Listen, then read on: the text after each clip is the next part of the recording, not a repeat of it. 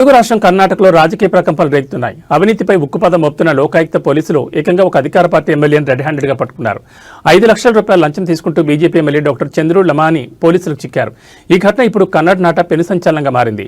Doctor Chandru Lamani Shirahatti నియోజకవర్గ BJP MLA 5 లక్షల రూపాయల నగదు లంచం తీసుకుంటుండగా పట్టుబడ్డారు. లోకాయుక్త పోలీసులు గదర్ జిల్లాలోని సిరహట్టి నియోజకవర్గ ఎమ్మెల్యే చంద్రు లామాని ఒక పని కోసం 5 లక్షల రూపాయలు డిమాండ్ చేసినట్లు సమాచారం. బాధితులు లోకాయుక్త పోలీసులను ఆశ్రయించడంతో వారు పకడ్బందీగా ప్లాన్ వేశారు.